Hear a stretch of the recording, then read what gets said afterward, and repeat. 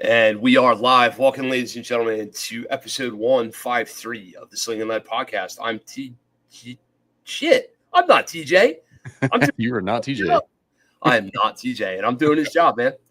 Welcome. My guest tonight is a gentleman by the name of Tyler Thorp from Synergy Training. Tyler, hello. Hey, good evening. Oh, damn. Such the radio voice on Mr. Thorp. Hey, good evening. So, Tyler, if you haven't seen this one yet and haven't seen the intros, this is the part where I just go, hey, dude, who the hell are you? Yeah. So, hey, dude, who the hell are you? Fair enough, man. So, long story short, I'm the new kid on the block in the training world, trying to make my way on the national scene. Slowly but surely, it's coming along.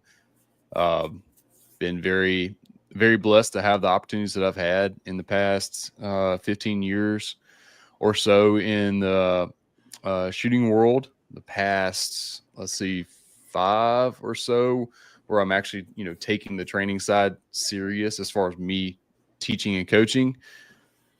So yeah, just doing the pistol and the carbine thing for now. Trying to help out my local LE and local community and branching out from there. Very cool. So where's local? So I grew up right on the Mississippi River in a small town, small community of Redwood, which is just north of Vicksburg, Mississippi. So any of my Civil War history buffs out there, you'll know Vicksburg, the siege of Vicksburg. So that's where I was born and raised. And the typical country lifestyle that you can imagine, hunting and fishing as much as I could with my grandpa, doing, whatever manual labor my mom and he had for me. So there, and then recently I moved the heck away from there to central Mississippi, which is, like one notch better, but it's still in the great state of Mississippi. Okay. So you're in central Mississippi. Right in the middle. You started Synergy Training and Consulting when? 15 years ago? No. So I used the 15-year mark because towards the end of 2009 was when my mom and I picked up competitive shooting as a safe outlet from my dad dying. And so that's when I kind of got into the shooting world. I didn't know that world even existed. I was in the Army for all of no time, never deployed or did anything cool. So the only shooting I knew of was typical LE qualifications because my folks were LE, and whatever I did in the Army, which is all of nothing. I was the MP, so we at least got to shoot pistols. But anyway, I used that as our safe outlet for that. And I didn't start Synergy until 2018. It was actually Synergy Shooting Solutions back then because I was just doing the shooting thing. Like that's all I really was learning about and caring about. I didn't really go into helping little old ladies carry OC spray and help businesses formulate their emergency action plans and things of that nature until about 2020 at the very beginning of before COVID kicked off. And that's when I changed it to Synergy Training Group. About 2022, I think, is when I did the official name change. But once I started doing things outside of just shooting, I figured there was a name change in play. Plus, the algorithms and stuff, they don't like the word shooting. So corporate America does like the word synergy, so I'll give you that.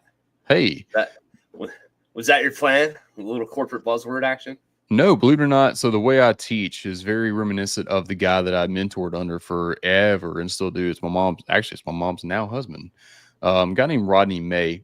He was one of the main instructors at Mid-South Shooting Institute for a long time, was part of Team SIG back in the day when it was just him, Max Michelle, and a handful of others.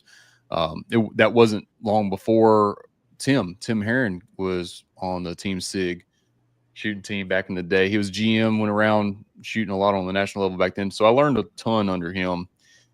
He teaches a very inclusive and diverse way of shooting. So core muscle groups integrated into shooting, just the whole approach. And then I'm a very holistic minded person as well. And so one of the guys that took class from me back in 2000, 2017. It's Father's Day of 2017. I remember this day very well because in the middle of the class, I went and picked up a snake. Like I called the range cold real quick and went and picked up a snake and safely moved him somewhere we weren't shooting.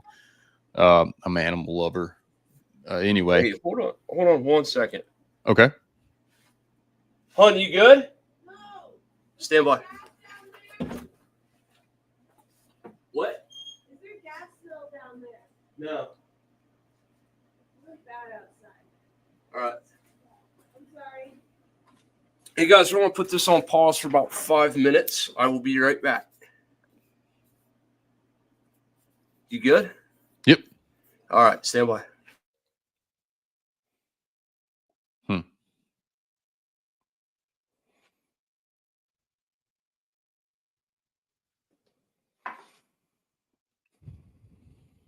Old fashioned.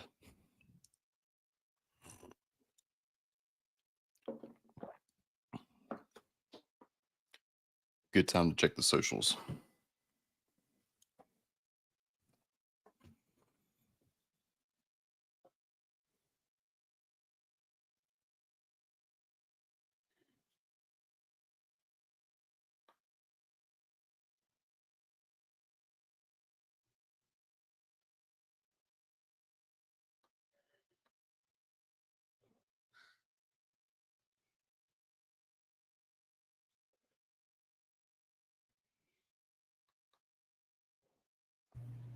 Sorry, kids. Neighbor's having a problem with his fireplace.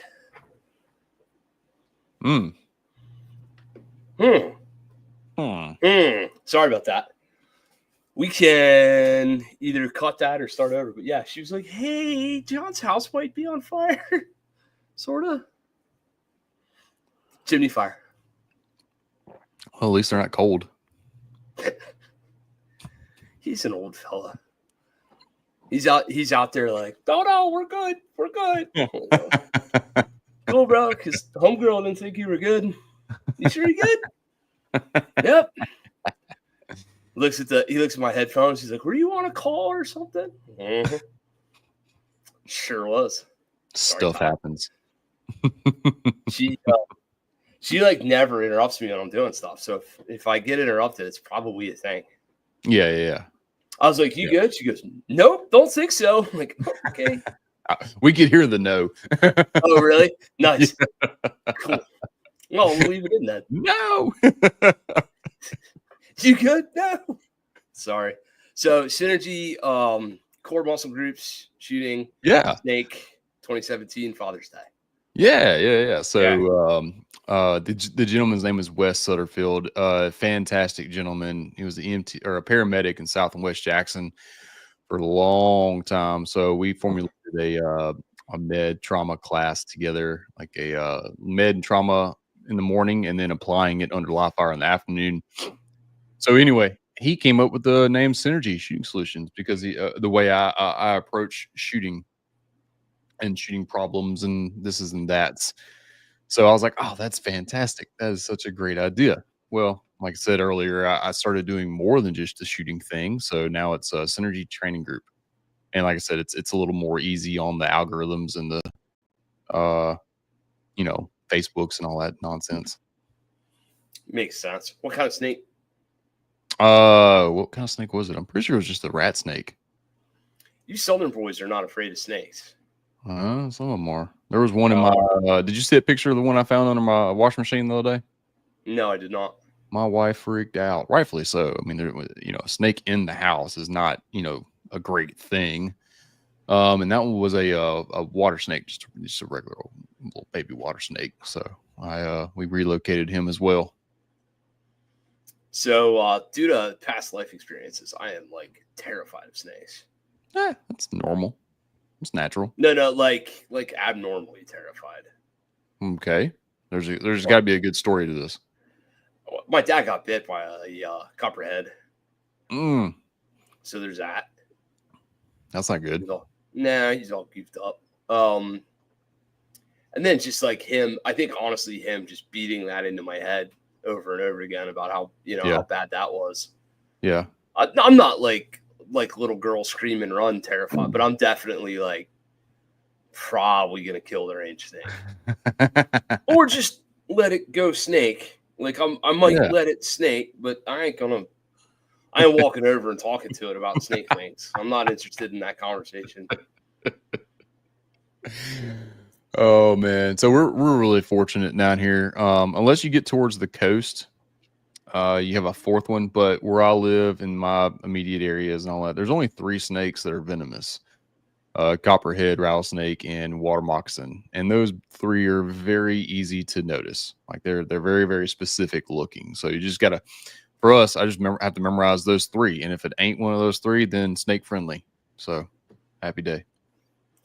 I saw a thing on Facebook the other day, talking about like the shapes behind the anal glands tells you whether it's venomous or not.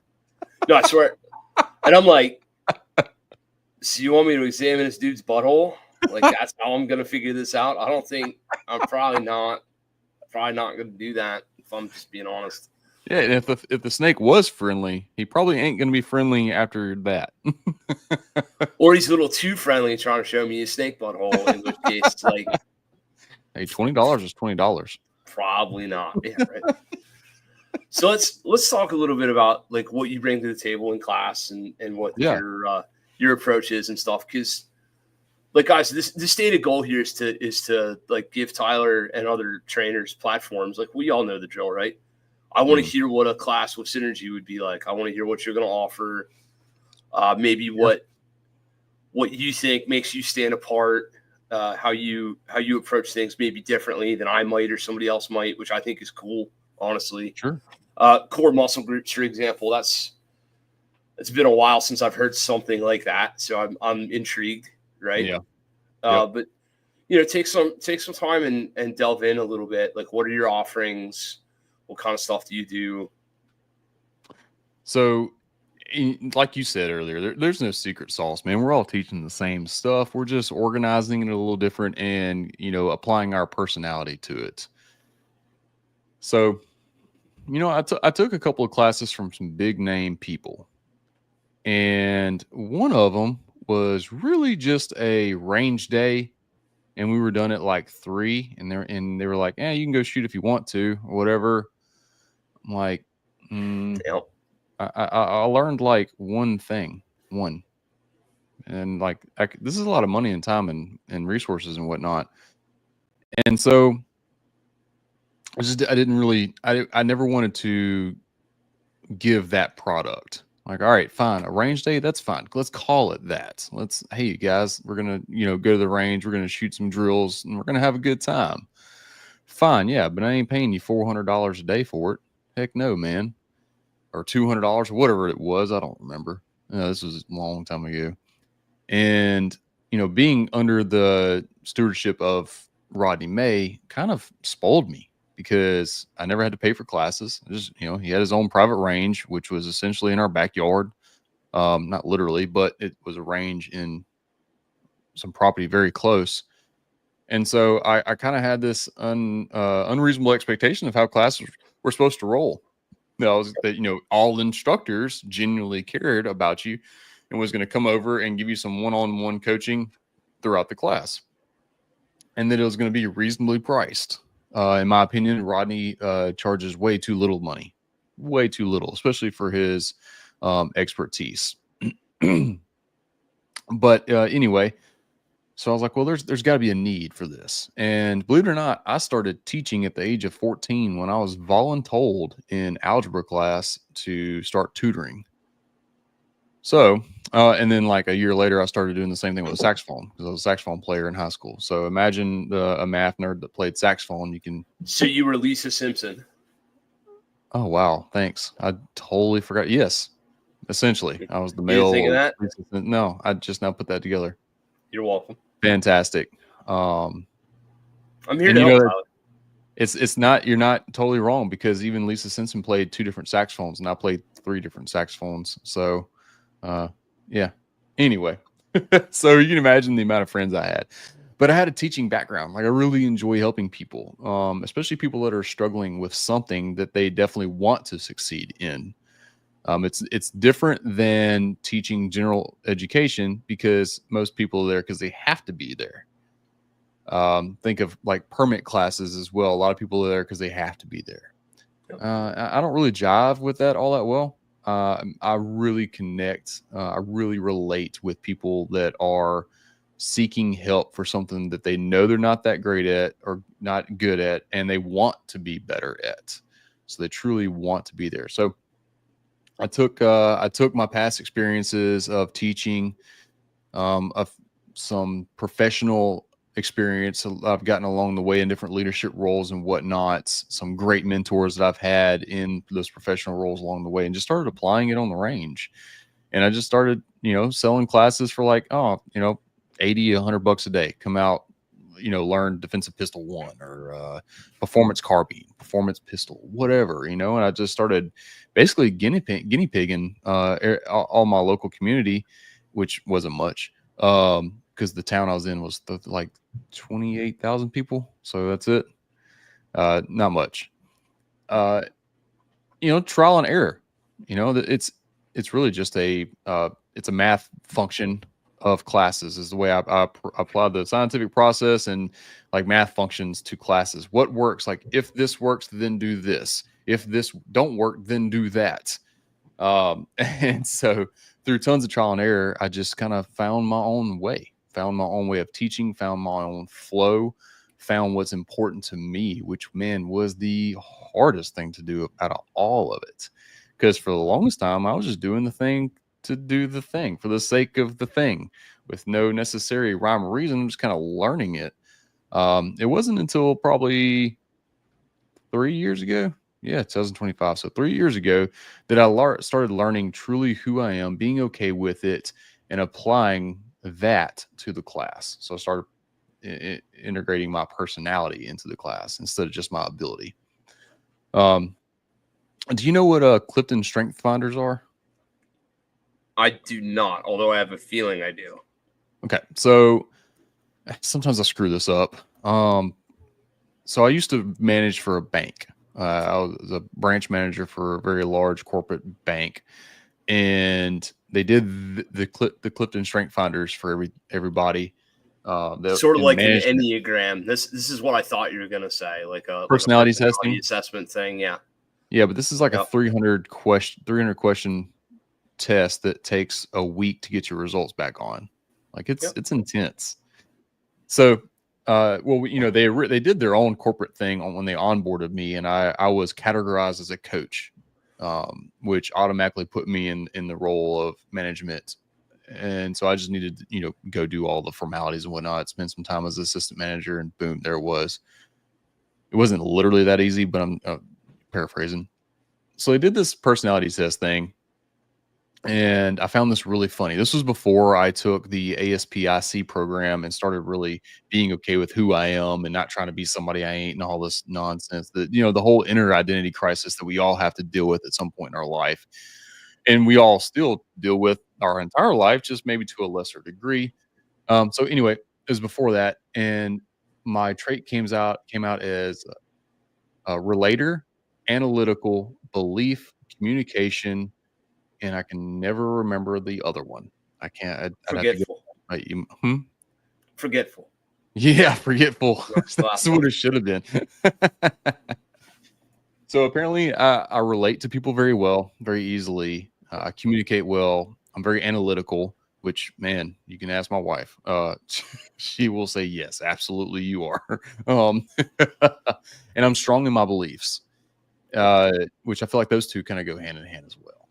So I feel like people that have similar beliefs as me can really appreciate how much effort I put into analyzing, critiquing, perfecting my craft and all that, and then wrapping all that up into the ability to relate with them and communicate with them. Okay. Which, I mean, like you listen to this, you'd be like, well, yeah, like all good instructors have those abilities. And I used to agree with you until like I started, just realizing that the instructor world is much deeper than that.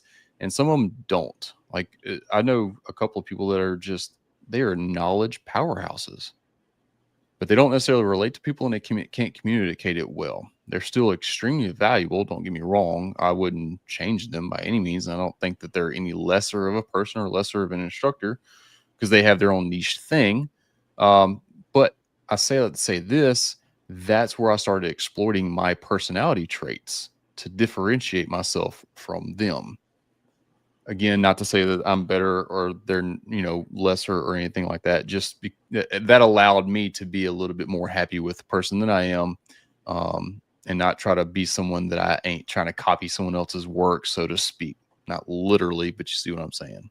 Well, no, there's like, to not acknowledge the fact that to a certain extent we are all parroting somebody else would be complete fallacy, right? That's not fair. First of all, we're talking about a physical skill that has not changed all that much over the last, 10 decades. Right. Right. Like, at the end of the day, you got to hold the thing still. You got to press the other thing smoothly, and you got to not move the sights before the thing goes where you wanted it to go. Right. Like, it's not to oversimplify stuff, but to a certain degree, there is no, hey, that's my line, or hey, that's my grip, or hey, that's my trigger press. It's not really real. You're exactly. Now, if you're doing rote verbatim curriculum from somebody else, using their jokes, using their punchlines, using their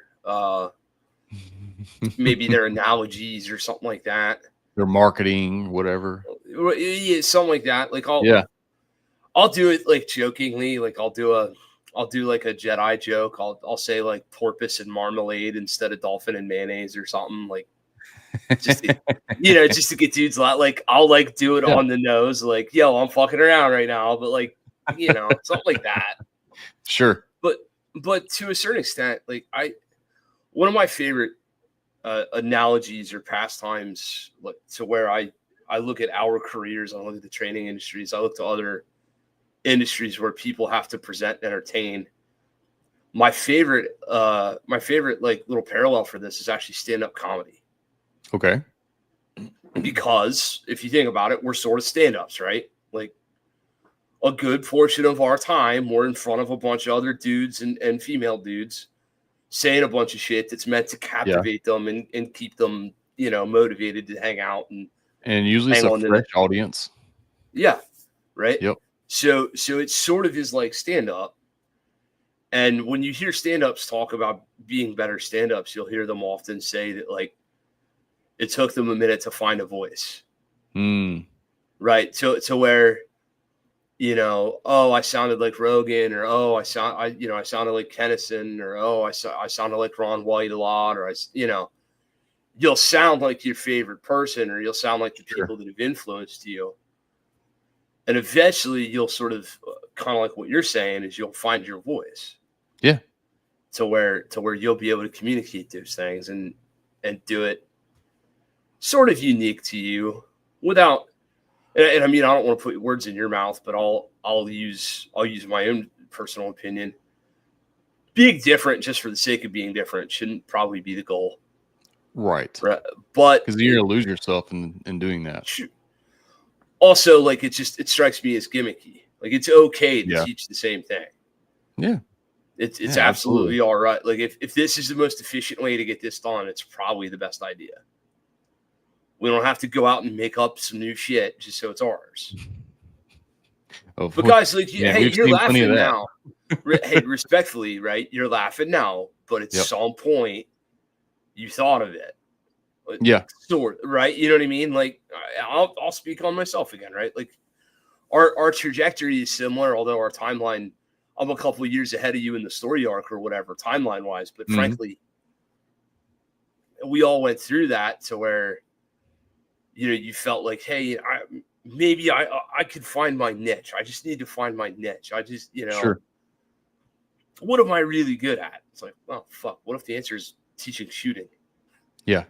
Like, what if that's the answer rather than, oh, I can teach this reload like a motherfucker. Oh, this shotgun drill is the thing I can really, I don't know.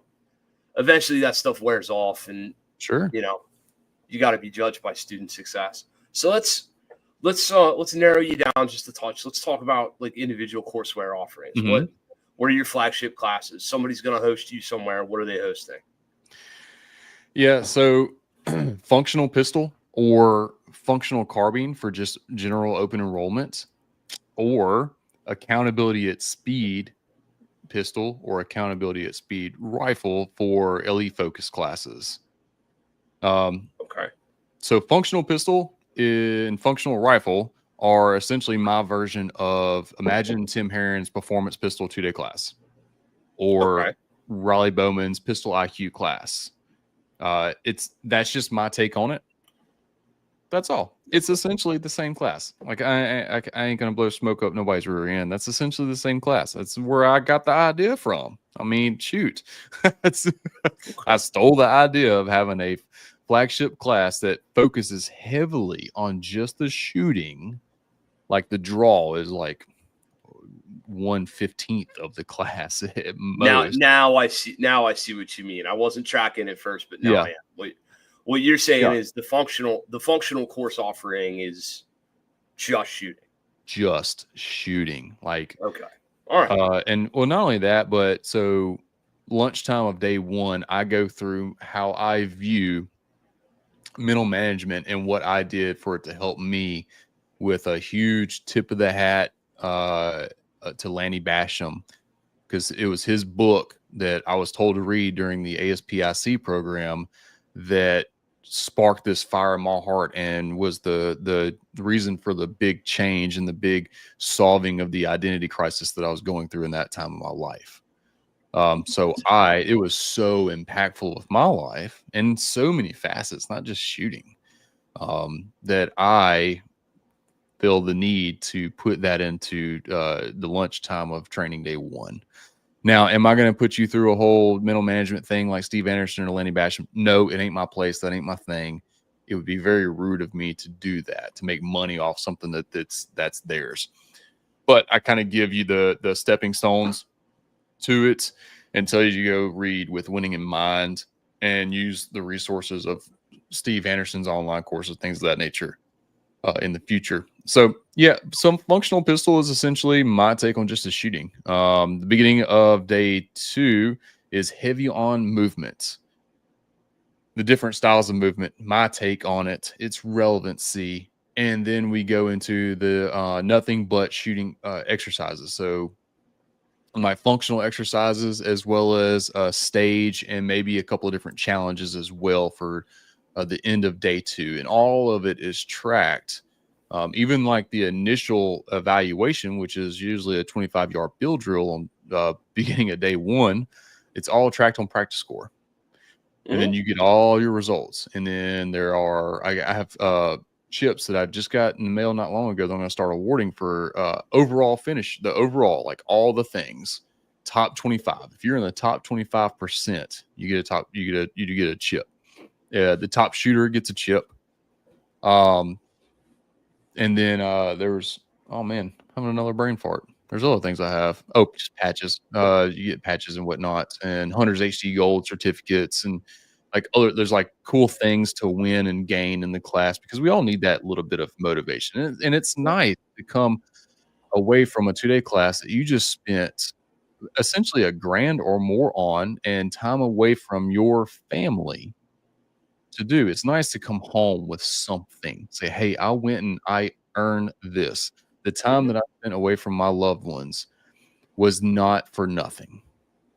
You know, like it's a big ask to ask a grown man that provides for a wife and 2 kids or so to take 2 days away during the weekend now. During the weekend. So he's going to work all week, and then he's going to work all week the next week. The 2 days that the corporate America gives him off, instead of being with his wife and kids, he's got to come be with some one-eyed redneck from Mississippi that his wife does not know nor care about, and somehow that dude's more important than spending time with his wife and kids. That's a big ask. That's a huge ask. So if they are truly coming and putting in the work and they earned it, they're going to walk away with something. A big fan of that. Accountability at speed. I'm sorry, go ahead. I'm sorry. I was gonna couple points on that. The practice score tracking is I won't speak for you, but for me, it's definitely something that I started integrating after Herron.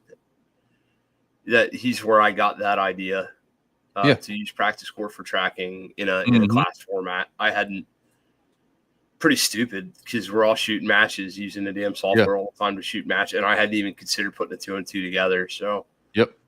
I've been tracking on you with that for the last, I'd say, 3 years. Fantastic. Pretty. I will tell you that it got to a place of analysis paralysis, and I'm starting to back away from it a touch. Yeah. Me, like for my class and my flow, what I started like, because I'm walking around with the iPad of justice, right? And I'm also doing the like, I'm recording student data and I'm taking student notes. Like the whole courseware is in that iPad, which is cool. The thing that became troublesome to me was the experience started. The only thing that mattered is what went in that iPad. Yeah. And gals weren't willing to like. Here I found myself going, come on, relax, let go for me. I need you to take this rep and let go for me. I need you to see what you can have happen here. And if they're under the belief that every little fucking thing's going in that iPad, all of a sudden, you know, we didn't have that relaxing place. We had guys were in since we brought up Steve Anderson, right? Guys were in match mode the whole time. Okay. Yeah, and it's hard to grow when you're only in match mode. Heard. And that it was not my intent.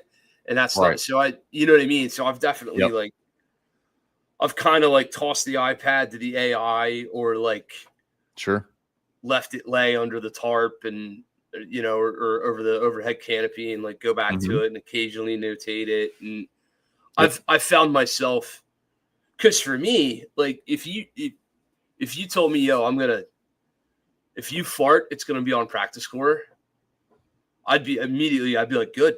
That's very helpful for me. That's all data. Like the unemotional part of me would be like, fucking A, good. That'll help me a lot later. Right. But other people, it's such a heavy pressure that they can't just be themselves and grow in the environment that you put them in. And also, if you'd have done that to 2010 Kent, he'd have fucking folded. Yeah, I mean that's all. Like you know what I mean. Like there was a time. I'm not like separating myself from that. I'm saying like straight up, hey, look, there's a time in my shooting career when that would have got at me. Sure. So, hell, it wasn't that long ago that I was comment on that. It wasn't all that long ago that I was in Tim Herron's class and I got bested on a movement challenge and I beat myself up internally over it. Yeah. Absolutely beat myself up over it. Like I was like, man, I shouldn't be teaching shit. I was so mad at myself. Yeah. And then let's see, February, however long it is between February and May, however many months that is, I shot a level 2 down in Florida and did so piss poor and made so many mistakes that I got so mad at myself. And then about a day later, I got mad at myself for getting mad at myself and promised myself, I made a deal with myself that you'll never get mad at yourself like that again. As long as you're out there truly trying, all right, you're being safe, you're not being a jackass or anything like that, you can't get mad at yourself. It's just growing. You know, everybody's been through it. You're going to go through it again in life more times than you can count. So stop getting mad at yourself and beating yourself up over things.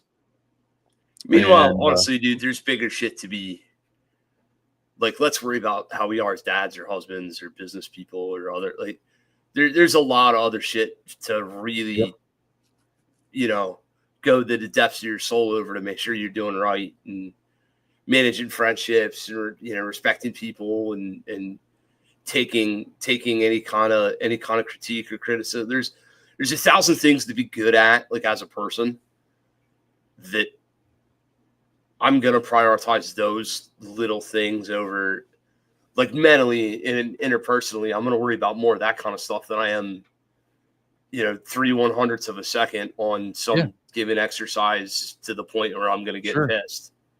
That's kind of, that piece of maturity has been a lot of help for me. You and I are pretty close to the same age, I figure. So, you know, that little piece of maturity, we won't be fully functional adults till we're 45, by the way. I don't know if you know that or not. Yeah. Or whatever the hell that new. Yep. They just keep making men dumber and dumber in the science textbooks. They're like, nah, you fuckers, you need another 6 years. You ain't ready yet. You ain't completely baked. I feel like 30s are the years of enlightenment. that Mhm. you start reaping when you're 40s. If I had to imagine, because I'm 30, I just turned 35, and like I've learned so much in the past 3, 4, 5 years. I bet I've learned more about myself and how to be a man in the past 5 years than I think I have in the past 15. And yet you still have so much to learn, as So do we all, much, right? Like so we, much. you know, The more you figure out, that you don't know much. yeah. Yeah, Yep. it's So then it's weird accountability, life. accountability at Pistol, Mhm. right? So I'm gonna guess this is where you make your transition, and then you start talking about shooting terrorists in the face on the back of an aircraft carrier, right? Submarines, actually. Perfect. Perfect. So all you French need to ammo host this only. class is a submarine. It's fine. Just steaming everywhere. Perfect. So accountability at speed. This is a good story. This is where my analytical brain and my so let me track back real quick. When I told myself that I could no longer be mad at myself over silly little things like that, that was actually rooted in a issue with control that I have. So I don't like things to have control over me. I don't. I can't stand it. Like I refuse to even buy a home in an HOA. I think it's the dumbest thing in the world. Yeah. So I have this weird thing. So like, I don't, I still can count on two hands how many times I've been drunk in my life, just because I really do not like losing control. And the thing is, I had sort of a rude awakening or sort of a V2 awakening of my anger. So back in 2016, no, sorry, 2016, I had a come to Jesus moment where my anger had just taken full control and I needed to get away from that. 2017, I was saved, went through some withdrawals off the antidepressant meds. The God said, "Hey, it's not your time yet," type of deal. And since then, never needed meds, and I've never let anger really have an outward control over me. But it still came creeping its ugly head internally. And so my sort of second edition of control with anger type of thing, I was like, you know what? You may have controlled your outward expression of anger and the things that was getting you in trouble in your 20s, but all you did was bottle that crap up and allow it to happen internally. Like just because, Mm-hmm. Yep. and I did not like that. I did not like that anger still had control over me, even that little bit. So that's where that came from. So my analytical brain and my issue with control came together and did away with the anger stuff. Now my analytical brain came into play May of 2 years ago. May of 2 years ago, or maybe it was May of last year. God, man, I swear the older we get, the more like I can't remember timelines. Can you do me a favor and put both your arms out like this and hold them there for a couple seconds? All right, you're not having a stroke. Right. Yeah, I just cannot remember timelines. It's wild. My brain is just not braining. You've had too many Star Wars episode binges to where like now you don't know when the Jedi show up and like Sure. wait, is that the original Yoda or the baby Yoda? Yeah, I don't know. So I taught with a guy named Eric Wise of Cornerstone Performance out in Austin, Texas.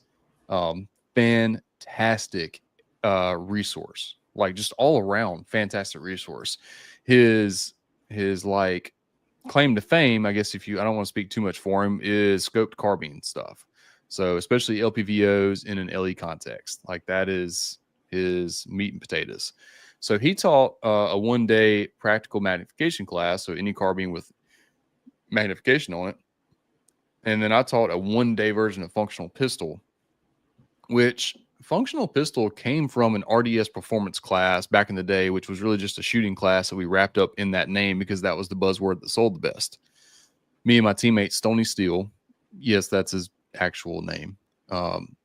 It's I kid you not. This story arc is starting to get unbelievable to track, bro. I'm not lying. I'm just saying. So, even better, he and my pastor were in a rifle class with me last year that I was teaching, and there's lots of SWAT cops in the class, and one of them's piped up. He said, man, that's the best porno name that I've ever heard. And Stoney goes, and my pastor's like right here.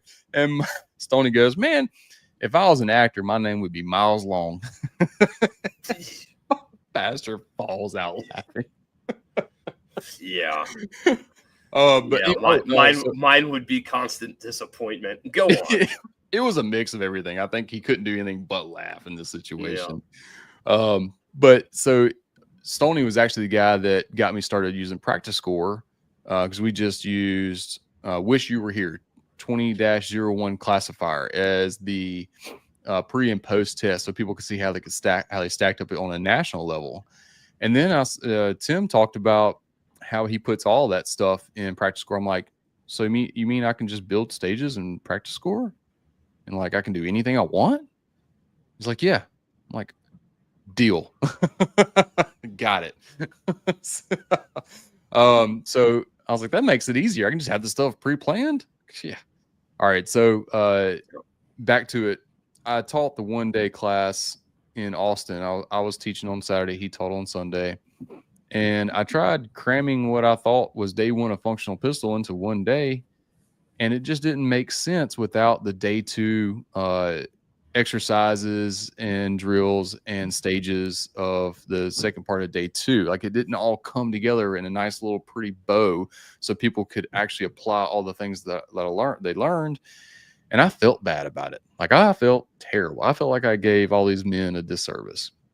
There's a bunch of Austin PD and other surrounding LE guys there. And like, I was like, man, I screwed this up bad. And then the next day, he teaches his practical modification course, which for an 8-hour time frame was perfect. Didn't miss a beat. Everything was on time. Everything was prompt. Everything was properly in order. Like, it was tied up in a nice little pretty bow at the end, whole 9 yards. I'm like, oh, dang it. Back to the drawing board.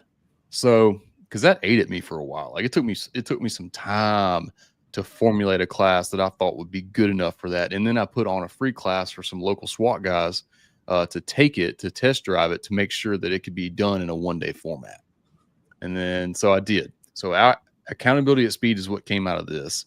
And it's essentially just understanding sighting schemes, sighting schemes, minimum confirmation needed for your target, difficulty, consequence of miss, so on and so forth.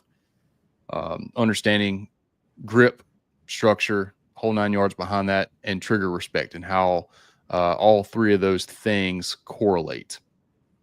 And then I have a graph that talks about how when a sight confirmation goes up, so does the trigger respect, so on and so forth. Because I am not of the school of thought where as long as your grip's fine, your trigger smashing doesn't matter.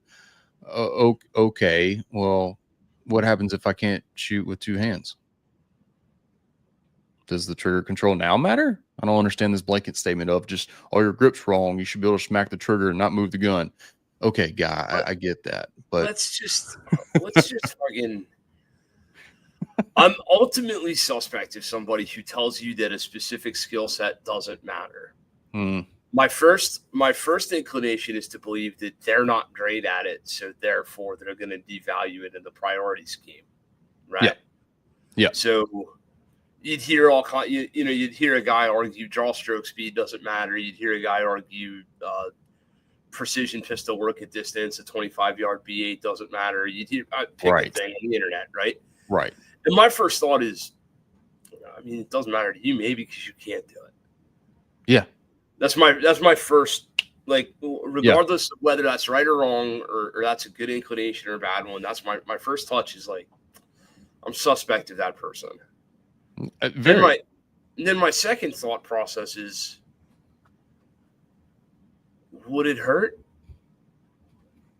Like, why can't we have a good grip and a good trigger press? Does it hurt? Right. Does one detract from the other? Is it truly a one or the other thing? Sure. Are they mutually exclusive skills? And the answer clearly is no. So therefore, why say one without the other? It's like, it'd be like saying, the only thing that matters is cholesterol and overall body weight. and body fat percentages and functional strength have no bearing. Like it'd be Yeah. one of those things where it'd be like, Yeah. oh, poor kid, no Yep. los dos, man. Like, why can't we do a little of both? That's all. Synergy. Okay, fair. There we go. We answered that question. It took us 45 minutes, but now we know why it's the name. Perfect. Okay. So you had this epiphany. You decided you had to tie some stuff into a bow, and now you've come up with accountability at speed. Right. So there's no movement in it. It's all stand and deliver and truly understanding. Again, sighting scheme, trigger respect, the whole 9 yards of making a quality shot in a timely manner, specific to, again, the target difficulty, consequence of miss, so on and so forth. And it ties at the end of the day, it ties it up all into the pretty bow is 4 to 5 different target arrays or target presentations. Whether it's one array, 4 or 5 different presentations with different levels of consequences of miss and target size and things of that nature. And you have a set amount of time to gather as many alphas as you can. Okay. You need, and there's a scoring scheme to it. So like deltas are automatically counted as misses, and in practice score I have that set up as a miss, so you get up that 10-point penalty as well. So you got to really call your shots. C's obviously only give you 3 points, which you can talk to Tim. Most of the time C's are worth making up, especially if you're standing still, you're not exiting or entering a position, and you're not shooting a limited or originated count stage. It's worth making up. So anyway, nice pretty bow wrapped up at the end of the day, bring it all together that I'm really happy with. And then I made the 2-day version of it because I was like, ooh, I want to do this with visual stimulus, harder exercises, maybe even a little bit more movement, maybe a little bit of movement if we get the chance to. So accountability at speed 2-day for the LE community is essentially just the day one, but all shooting exercises and getting progressively harder, and the introduction of go and no-go visual stimulus and strong hand only shooting. So a little more stress, if you will. Is that only an LE program? No, it's not. It's just something that I was presented with a problem. The problem was I got in front of a class of mostly LE that needed something more like that, and I gave them 1 day of functional pistol that didn't help them all that much, and I felt really bad about it. So that was the problem. I had a solution for. This is being offered open enrollment then.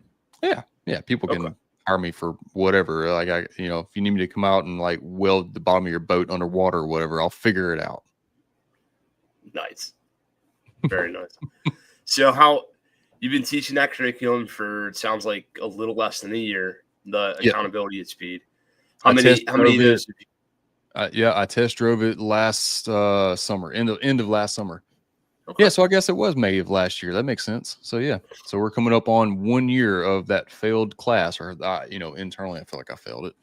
That I've now created a solution for. So how many of those have you run since you kind of reworked? Just one. Okay. Just one in a 1-day format. I've yet to be able to do the 2-day format with the go, no go, visual stimulus, strong hand only. I'm actually teaching the first 2-day version of it, not this weekend coming up, but next weekend. And co-teaching it with me is a gentleman named Brandon Alvarez of Broken Arrow Project. He's a multi-division USPSA GM and attached to whatever SOF unit. Don't ask me which one. He's in Florida. Cool. Okay. Very, very cool. So let's talk a little bit about open enrollment teaching and just like getting out there on the road and stuff like that. Do you have a vehicle set up for, how somebody can host you, where people can, how does somebody likes what you're saying on the podcast, right? They're sitting here thinking like, all right, I got a little calendar space. Let me try this guy out. Like, what's that process look like? Just send me an email. There's a contact form on the website, synergyshooting.com. Shoot me an email. Hey man, I want to host this class. Here's where I'm at. Here are some date options. What say you? And we'll put our noggins together we'll make it happen. Of course, the host rides for free. The only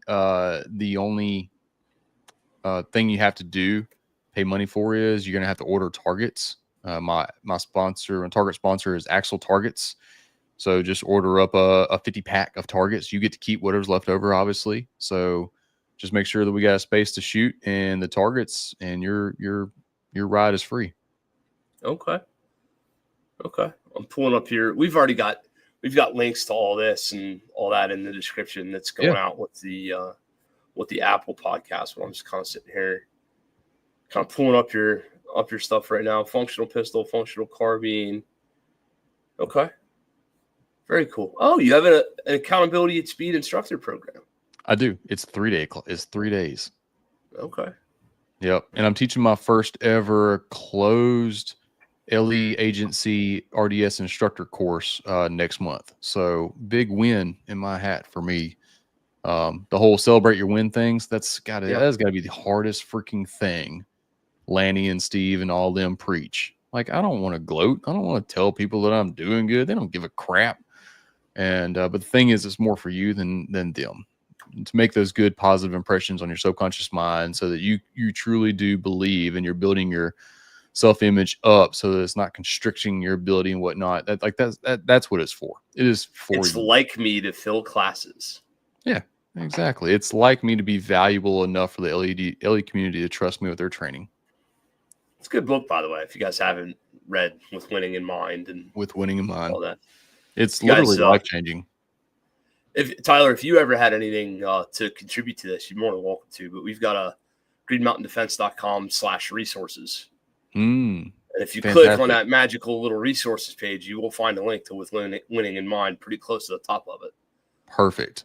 Along with a lot of other really good shit. Because there's there's a ton of good content that people kind of pass over or miss out on. It's cool when it's shooting related, because obviously like, being that Basham had that like Olympic shooting background. It's relatable.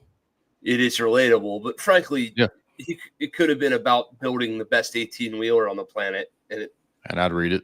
It still would matter. Yeah. Have you ever read Art of Instruction by Sling'N? No, it's on my list to do, though. I really admire Mike Sling'N. Yeah, that's I don't want to call it like B2 on the nose and call it like the gun instructor Bible, but it's pretty well the gun instructor Bible. Like you for sure need that shit.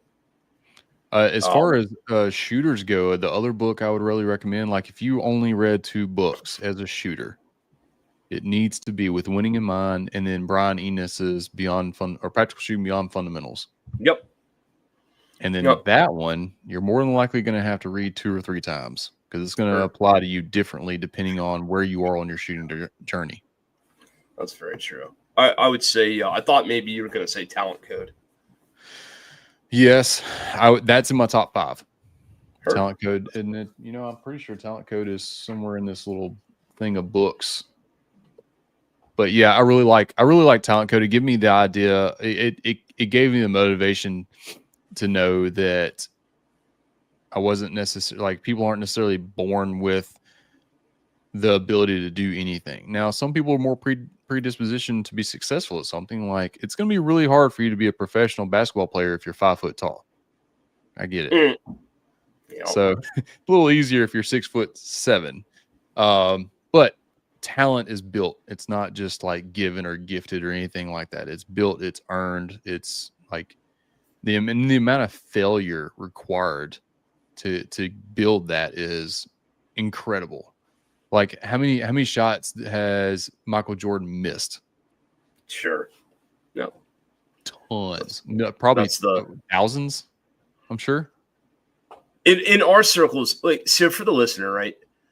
I responded to that pretty sure. Like that's like the most tropiest trope that ever troped among instructors, right? Like, we all say that like pretty well constantly. Yeah. But it's a trope because it's fucking true. Like, so y'all that are out there with the intent on getting good at shooting, and in the chat here, there's some guys that are instructors in their own right, or are budding instructors, and man, I'm gonna tell you what, like, just just putting in the work for the sake of putting in the work sometimes is enough, and sometimes it's not. Right? Mm-hmm. And it's kind of an interesting thing. And there's so much to this industry, like, at least from us, for our side, getting good at running a firearms training business is like 20 to 30% about shooting well, maybe. Probably 60% to 70% about communicating that ability and helping everybody out. I'm going to disagree with you, brother. And the end is about marketing to me. Yeah. And the reason I say that is because you'll fall flat if you're all marketing, if you're all flat, like if it's all constant content creation and constant videos and if it's all that. Okay, I see what you're saying. If you have a vain approach to marketing, not just vanity, but literally just the balance of time becomes your time becomes imbalanced, where like you're spending less time on working at being a good trainer and more time trying to convince people that you are a good trainer. Like, I guess what I meant when I said marketing is I be marketable. I guess in my head, that's what I was thinking, and marketing came across, and that was miscommunicated. Ain't nobody wrong or right, man. It's this is just kind of around here on this show. We kind of freeform thought and tell the truth about the industry a little bit, and tell, like, there's nothing wrong at all with saying there's a time and there's a place for that marketing stuff, but when it's the substance of who you are as a like tonight on this episode, right? You're coming off as a guy who's got some experience in this. Like you know the jargon, the books, the resources. That shows time and energy invested, right? Fair enough. Yeah. So it's not just a thing where it's a guy that, oh yeah, I know the book you're talking about. It's, well, do you know the content of do you actually understand what's in there and how it can relevantly help people? And Frank, it's clear that you do, because we're not just mentioning the name of a book. We're kind of going into the rabbit hole a little bit. Yeah. Sort of Oprah book club style on its content to a degree. I think more budding instructors, more folks they're looking to do this and get good in this space somewhere, whether you want to be in a different city every week, or whether you want to be doing really well in one region, or, whatever you want to be doing in this. I think a lot of times guys burn a pile of time doing the shit they think they have to do. And in my personal experience, when I stopped doing all that, and I just started doing what made sense to me and collaborating where it made sense and helping people where it made sense. And let's stop talking about getting good at running training businesses on the phone, and let's start doing it on a fucking podcast, you marketing genius. Like, hello, shit like that, like where it just becomes natural to help. And then good things happen, right? Like there's no competitive nature where it's like, oh, why would we start a podcast and help other trainers become successful? Why wouldn't you? Heard. There's also no like, well, all right, we got the 7 steps to the firearms training program, and we're going to make you a millionaire in the next 72 hours. Click here for $39.99 broadcast. I'm way too good at that fucking wacky waving. Dude, if you could do that voice on Audible, I would buy whatever book you read in that voice. Homie, I could do. What if I told you that was my real voice and this one was fake? Like I could do some voices now. It's sort of bad, but the only one I got for you is Herbert the Pervert. Oh, you got a little like, oh, Chris, your muscly arms. You got a little of that. Oh, that was better. Okay, that was. You are absolutely a grandmaster at Herbert the Pervert. That's fucking legit. We were talking about country music earlier. I'll be messing with the guys I work with and just start singing along with whatever song, like George Strait Troubadour would be coming on, and I'll start singing it in the Herbert the Pervert voice. Oh shit! There's Simon. Simon was in rifle class this weekend with me, and he said, "I thought your real accent was New Jersey." New Jersey. Oh, hey, you motherfuckers, listen. We ain't got no time for this fucking bullshit. Get them targets, get them the fuck back here. We gotta go. All right, Mark Wahlberg. Shit, did that bleed Boston that time? That might have bled a little Boston. All right, we can fix that. We'll fix it in post. It'll be fine. But yeah, man, I like if you're young in this, and you're looking to come up, like whoever you are that might be hearing it. Yeah. Hey, man, just get good at the thing. Yeah, and don't be scared to ask for help. Well, no, and don't. Taking help is hard. It's hard when you. It's really hard to hear somebody you care about come to you and go, "Yo, you know what? You're sort of fucking up." I get that every 6 months, probably. Honestly, the universe in we one all way need somebody in like that. We all need a man in our life that is willing to tell us that. No, but how you? I said, if you want to talk about celebrating a win, if somebody comes to me with real hard criticism, like a real, man, I don't know what you think that was, but it wasn't what you think it was. If they come to me with that, or if they come to me and go, hey, I know you think you're on the right track, but I think you're a little off or whatever. And my first response is one of actual empathetic respect for what they're telling me. That's a huge win for me. Huge win. If my first response is not either internal or external defensiveness, yeah, that's a big fucking W for me, right? That's a hard thing to do too. It's tough, and then you feel like you need to, you feel the need to reply. And listen, man, I'm the stereotypical ADD silly kid, right? Like, I feel the need to reply to stuff right away. Yeah. I feel the need to answer somebody. I feel the need to have an answer for somebody. Mm-hmm. And the more I've grown, the more I've been like, it's all right to leave a guy sit for 48 hours and then respond to him. If it's the right response over delivering something you regret or you know might have put you in a different light quicker. And also, you might actually learn from that experience a little bit if you sit in your own sauce for just a little bit and think. And as trainers, it's something that every student should realize, and every trainer should realize, and every other person in this industry should realize. We are a couple of things, and I'm not professing for this to be right or wrong, ladies and gents, but we are this. We are predominantly men. We are predominantly type A men. We are predominantly type A men with very serious lived experiences. Right? And, I'm sorry, I said serious. I meant similar lived experiences. Wrong S. I don't mean to make it sound like I was talking about the goddamn army, bro. That wasn't my point. See, there's another good voice. Right? We have very similar life experiences. Yeah.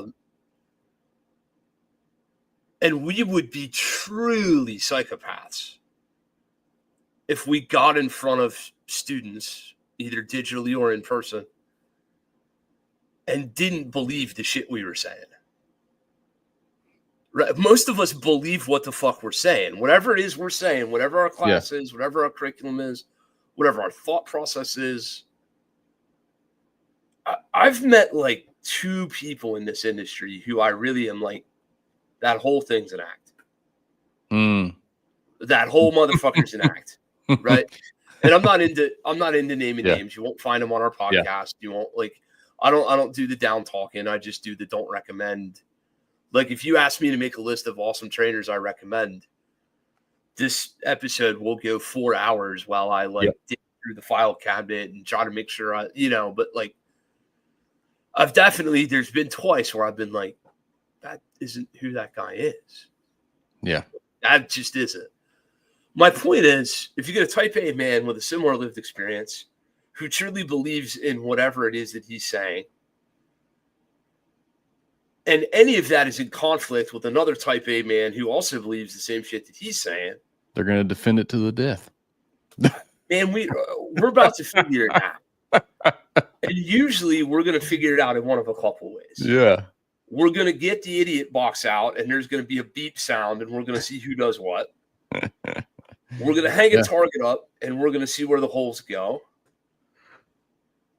Or maybe, just maybe, if we can mature through this, we might be able to end at a place where we go, how about we judge each other on student success?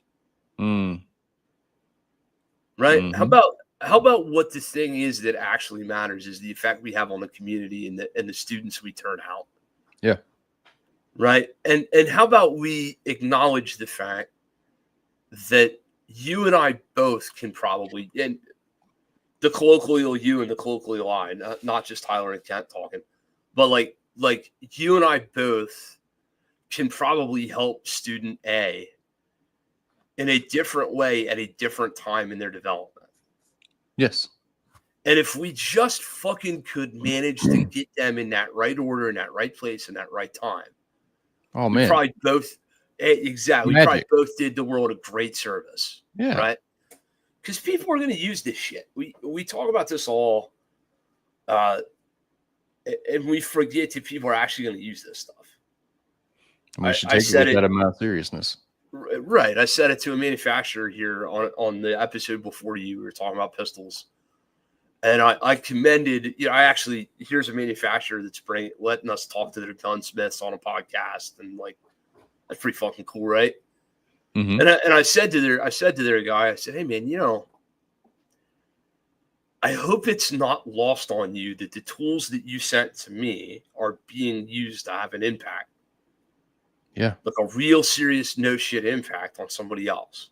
Mm-hmm. Whether your particular gun goes in that guy's holster or not, your gun was the vehicle I used to teach him a thing that might matter. You know what I mean? Like, yep. And we all sort of forget that, and we get lost in fame, we get lost in metrics, we get lost in social media, we get lost in disagreements and our own ego. We get lost in 1,000 things in this.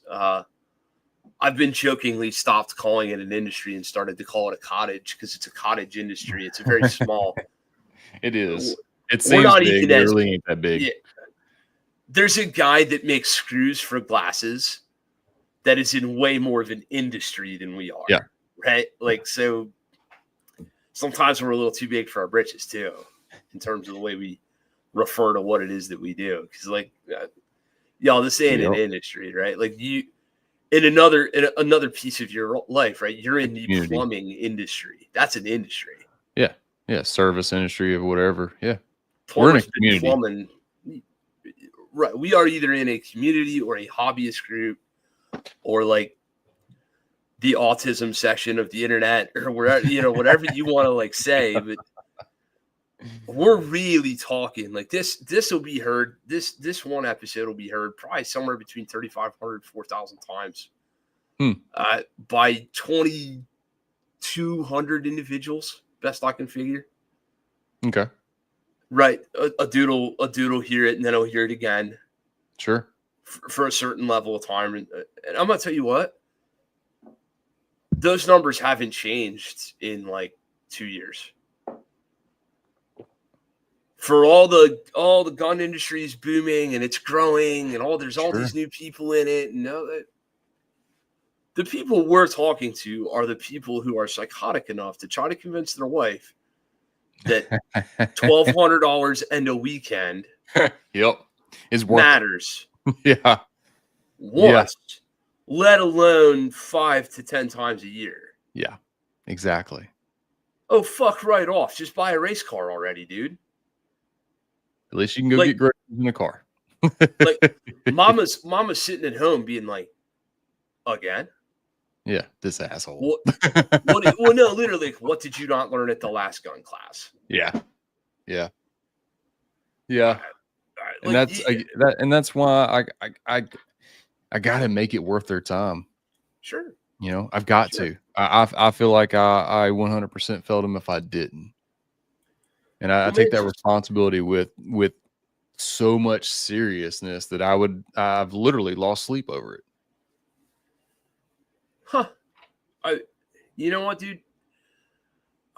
I'd be lying to you if I told you that never occurred to me. Because it's at a certain point it happened to me. Mm-hmm. But I'll tell you also, I'm really comfortable with the service I'm providing and who I am and how I'm doing business. Like, I've gotten to a place of comfort with it, frankly. Fantastic. Yeah. The thing that It means you're good.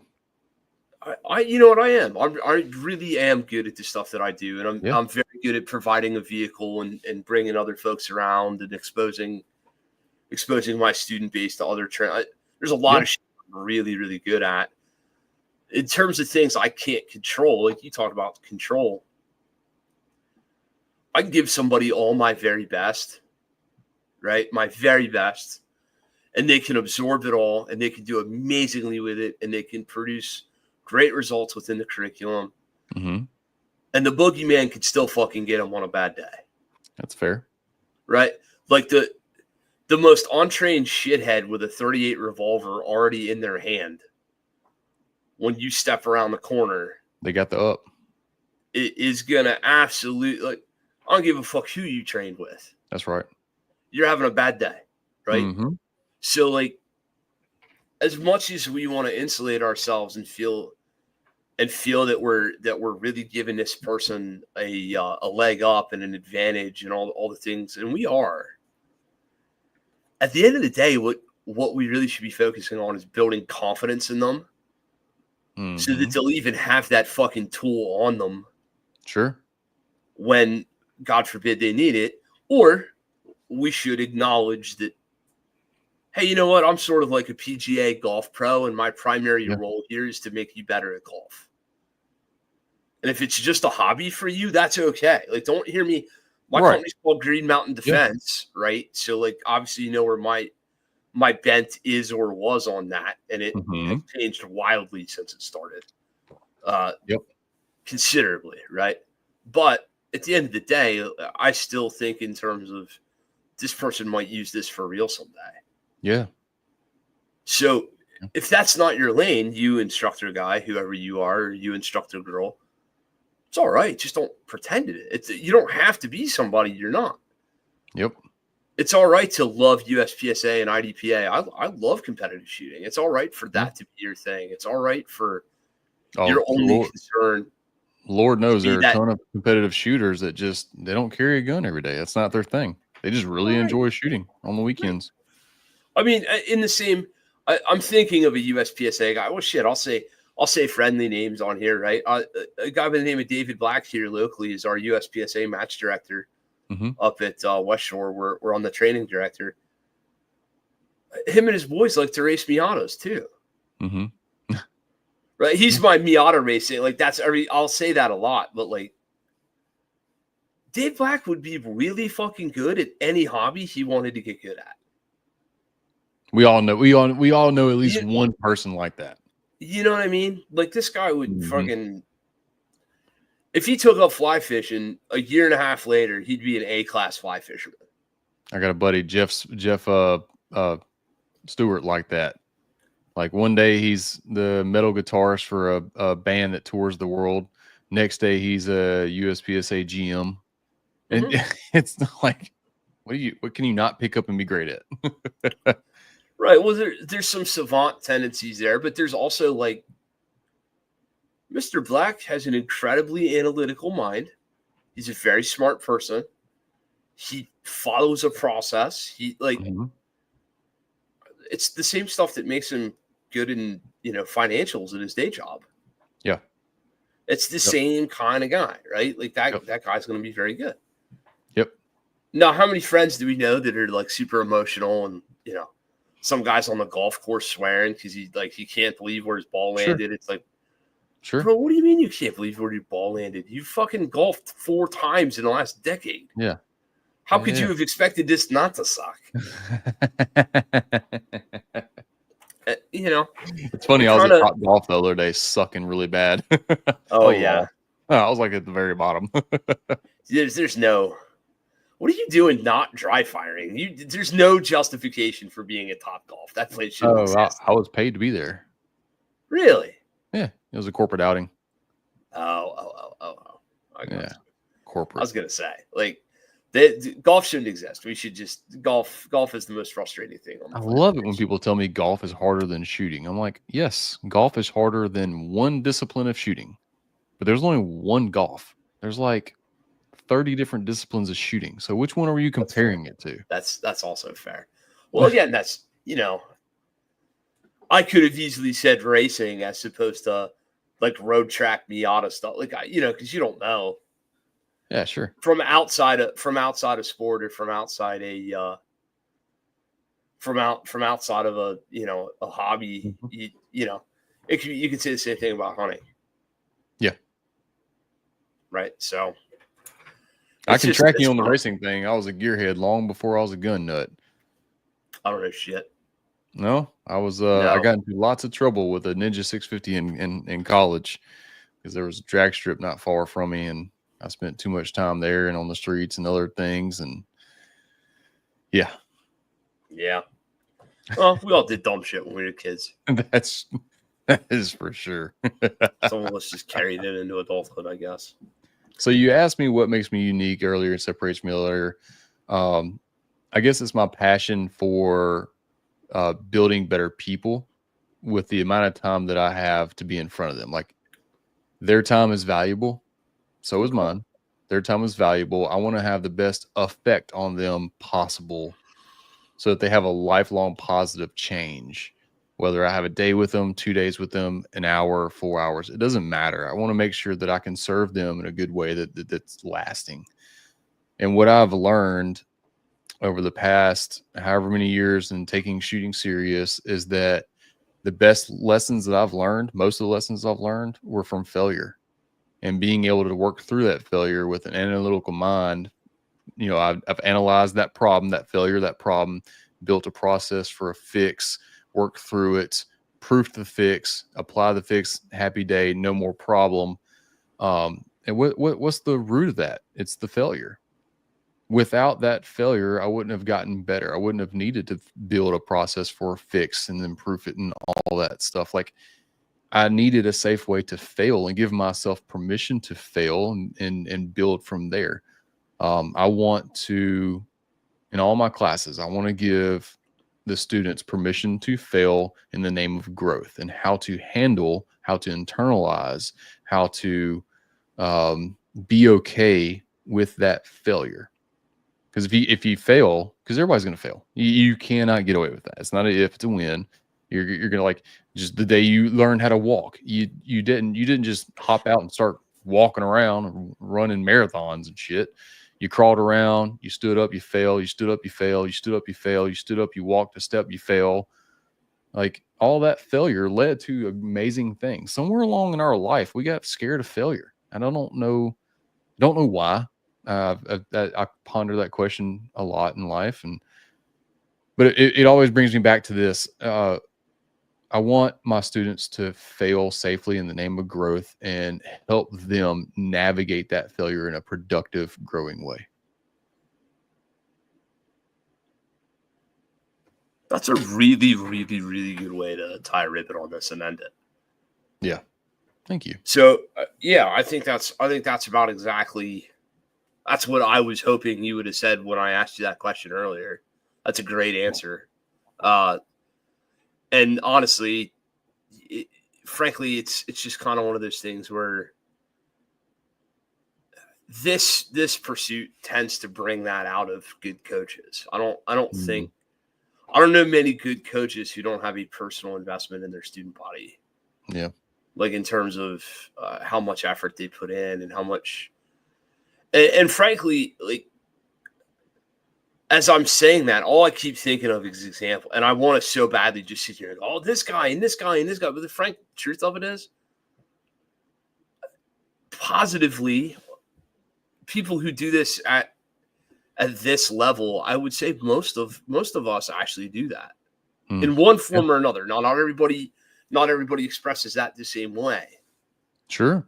And it doesn't look the same coming from everybody. But I would say, in this community, the people that I know and that I respect, folks that I would call professional firearms trainers, I don't even pay respect to and differentiate between somebody who might do this in a volunteer role for a gun range or a church occasionally, or somebody who really enjoys helping kids learn to shoot in the Boy Scouts on the weekends, or, Yep.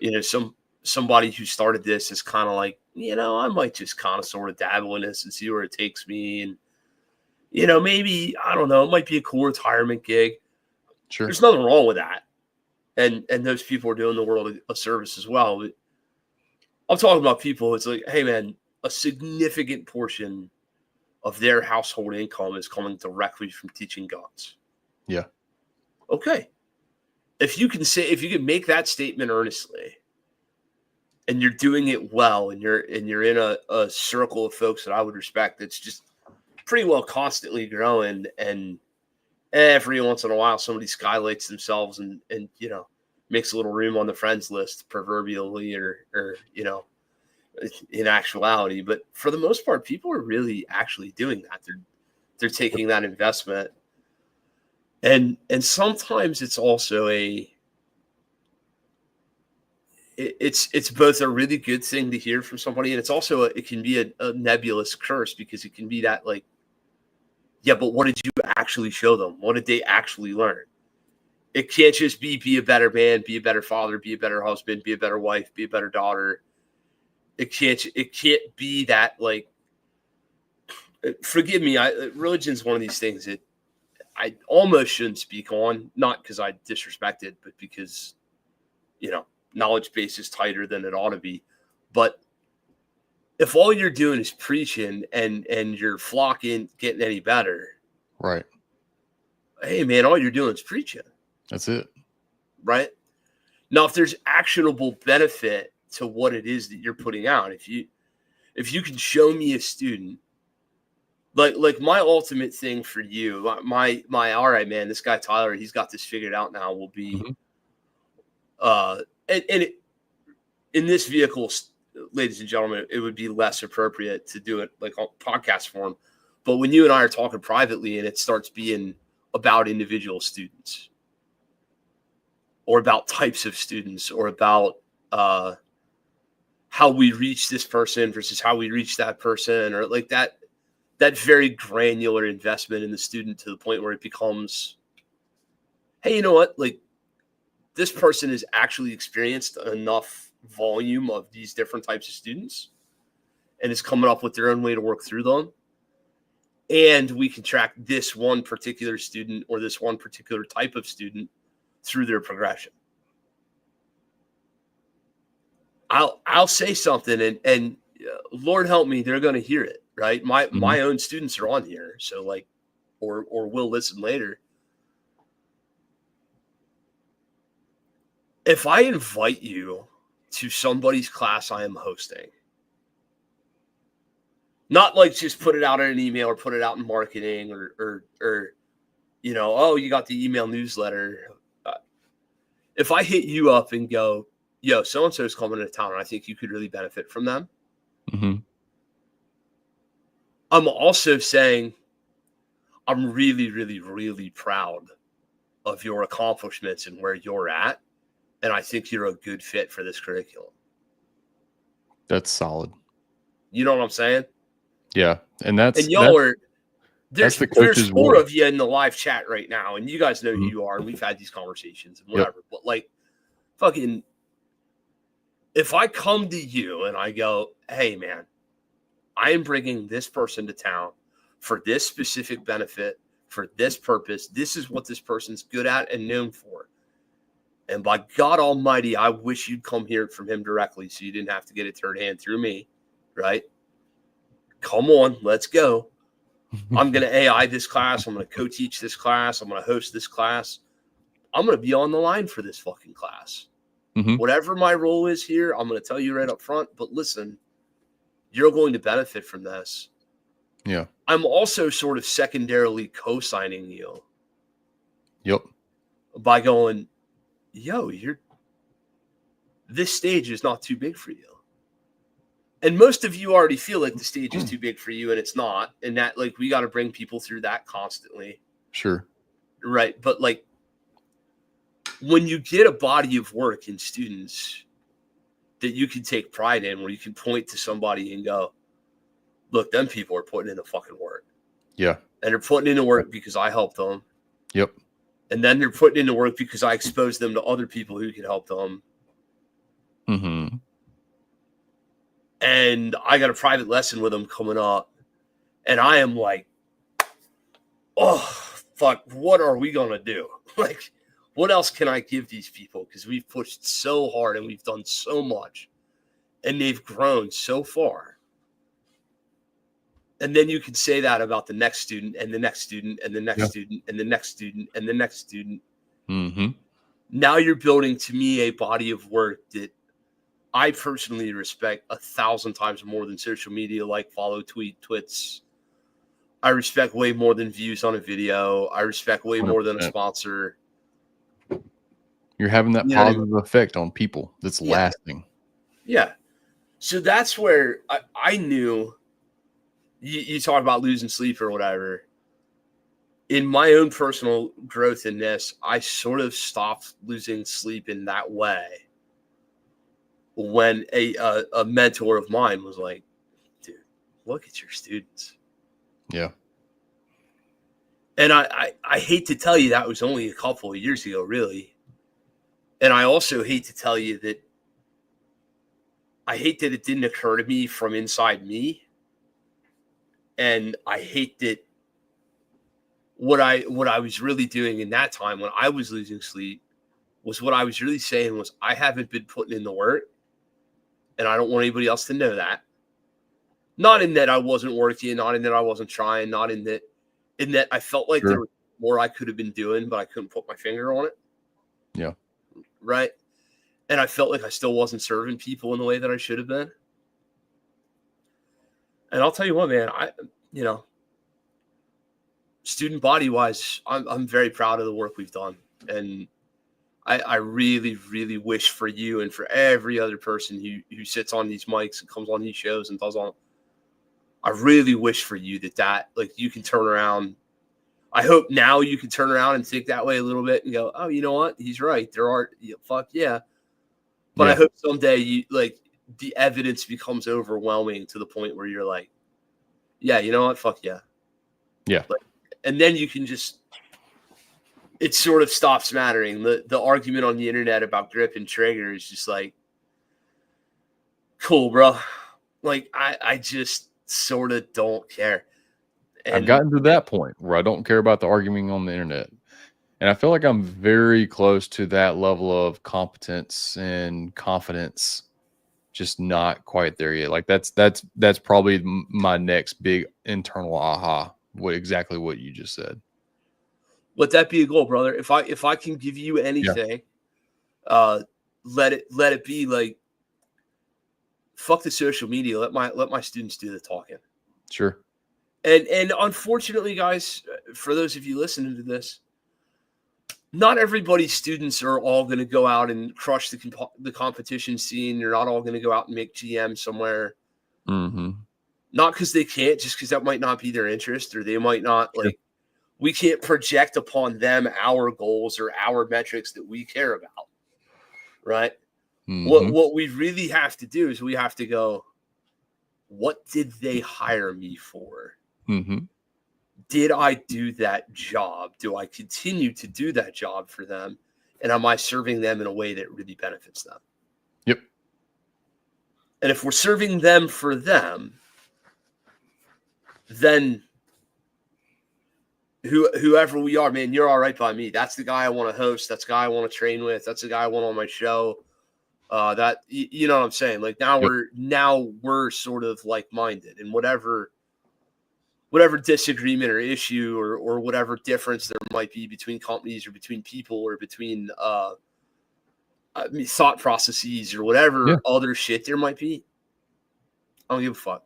And I'm going to use an example to end this from my perspective. And it's kind of a controversial one, namely because the gentleman has passed. But I'll talk about Jaeger for a moment. Oh, yeah.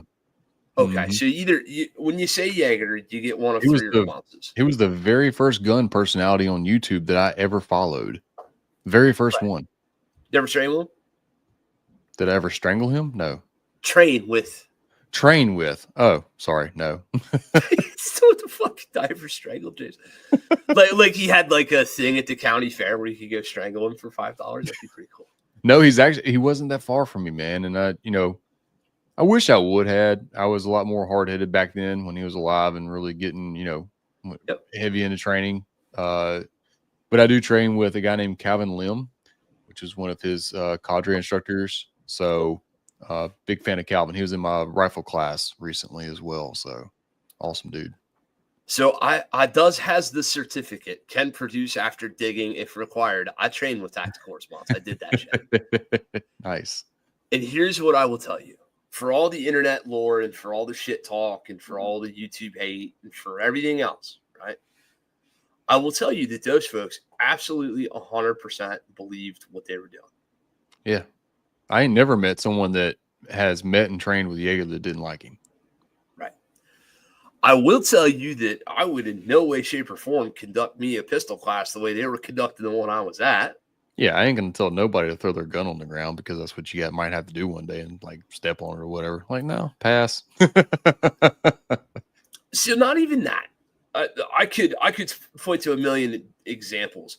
My overall fear with it was I just kind of looked around at these people and I went, this pool is way too deep and their experience is way too shallow. Right. And we're not, we are not aligned. Like, okay. Yep. That's all. Not your drill's dumb. Not, I don't care about this. Not, this doesn't make sense in the real world. Whatever criticisms you've heard. I literally was just standing there looking at a lady going, she ain't getting nothing out of this. Like, she's going to leave here. She's going to leave here cheerleader. Like, I'm killing it. Sure. But I'm watching her going, I like the whole time thinking like I'm called to just go over there and help. But of course, wrong venue, disrespectful, inappropriate. Right. So I don't, right? But the whole time just thinking, right? And then of course you get the like, all right, other instructor, man, what do you think? And I'm like, too deep a pool, too shallow a student base. Something to the effect. I said something very similar. And rather than no, you're wrong, or don't disrespect the students, or people are capable of more than you think they are, or whatever you think the answer might have been, the answer was, well, you and I have two entirely different philosophies. Great, enlighten me. And this was not with James. This was with another gentleman who was his secondary AI at the time, or his primary number two man, a guy by the name of Tim, whose last name is escaping me. I said, okay, Tim, what the fuck are you talking about? He goes, you're assuming these people are ever going to train again. And I was like, yeah, dude, I love repeat business. What are you talking about? All my people training it. And again, and again, and again. Like, that's I want them to come back. What are you talking about? Yeah. And he just looked at me in the face and he goes, statistically, the truth is most of these people will let this be their only experience. That's how it is down here too, man. I lovingly and politely disagree. It'll be their only experience if it's not as good an experience as you or myself or somebody else could have cultivated for them. But instead, we left them feeling like they were in the shallow end of the deep pool. Yeah. Right. And now we cheerleadered them, and now their exuberance is worn off. And now at some point reality sets in, and their fucking thinker goes, man, I don't remember how many holes were in that target, but there didn't seem to be as many as the fat guy with the beard next to me. Like, and then like at some point, the devil on their shoulder comes back, and now they're in this paradox where like they don't retrain. And I'm so resistant. A friend of mine, Tim Kelly, is the guy on this. I'm absolutely resistant to the idea of, and I'm cutting you off because I sort of know where you're going, and I love, like, with love, I'm going to disagree with you. That's how it is around here. Don't fly with me. Okay. Because everywhere Everywhere it can be cultivated. If you've got it within you, you can bring it out right in your neighborhood. Short of a guy that don't have a neighborhood and you have no neighbors and there's 7,000 miles between you and the next person. Like, if you're in Anchorage, Alaska, well, not even Anchorage, if you're in Bumble Tits, Alaska, and your neighbors are Eskimos, I agree with you. But when Tim Kelly believed that, his family ground in Yadkinville, North Carolina could become an epicenter of training in the Southeast, and nobody else fucking did, that boy kept working, and now it is. That's true. And I'm gonna tell you right now, like that, I'll give my man forever props and respect. And I've heard so many people say, oh, the industry's different here, this student base or these people. Nah, man. If you've got it in you, eventually that light will shine to the point where they'll have it in them and it'll come around. I'm at a place here where I'm just telling you, right? So I'm at a place here where that fire's been lit and extinguished like 10 times. And I'm just the most recent guy to pick the torch back up, frankly. Mm-hmm. Right. So it's a proven business model that has worked around here in the past and does and will and is continuing to work again. But man, if you've got the skill sets, if you really have the ability to push quality product to students and then have them absorb that and do well with it, that shit will catch on like wildfire eventually. And guys want it. We all want it, man. Whatever it is, we want it right the fuck now. A 5-year, a 6-year, a 7-year, a 10-year spin up doesn't fly for us because we're dudes. And like, why can't I dry fire business success and get good at it in 90 days? Like, right? And I'll be honest with you, man. Like, I truly, truly believe that you can. I personally chose the approach of getting good in my own backyard before I worried about anybody else's. Mm. So that's a choice, right? Yeah. Green Mountain Defense does very well for our family. Provides over half of our household income. That's cool. Ain't nobody other than people on a podcast or something, or people that are like in a really, really tight knit training community. Ain't nobody in California knows who the fuck I am. Ain't a blessed one of them, right? That's fair. I could think of 4 people. They don't right? know who I could name them for you. That's how few people in California give a fuck about me. I could name all 4 of them. And one of them I buy gun parts from. So technically, I don't like, right? You get my point? Yeah. And yet my business is successful. It's doing what I needed it to do. Yeah. For me and for my family. So when we think about it, we want that spark and we want that flame and we want this thing to take off for us. Really, it needs to take off anywhere. Another guy that has exemplified this, and I mean, I could list for days people that I saw do it the hard way and then come up. A guy here locally who should be referred to my competitor and is not. He's a dear friend of mine. Is a guy by the name of Phil Groff. Okay. Vigor Training. He's really well known in law enforcement training circles. Does pretty good in open enrollment, but frankly, if you've got a badge and you want to get real good at shooting guns, you probably know who this dude is. I showed up to a rifle class that he had here locally. There were there was one where there was 2 of us, right? And here's fucking corporate America dickhead business Kent being like, wow, the margins suck on this one. Like, this guy's got to be fucking, miserable and don't want to be here. That dude put that class on like Jesus, the Pope, and his mama were watching. I swear to God, right? I asked him at lunch, like, hey man, I'm sorry this is lightly attended, And he looked at me and he goes, I will teach this anywhere to anyone who will listen, and I'm privileged to have the opportunity. Yeah. Go check his Instagram, homie. There are pictures of piles of dudes. Them departments are sending the secretaries out to go see this guy. Have He's killing similar experience with Mark Smith when he came down on the coast. There's only 4 dudes that showed up for a free LE class. And I had a similar conversation with him, and I got a similar answer, man. And I really appreciated, like, I needed to hear that. The Tyler then really, really needed to hear his response in that situation. Yep. So just that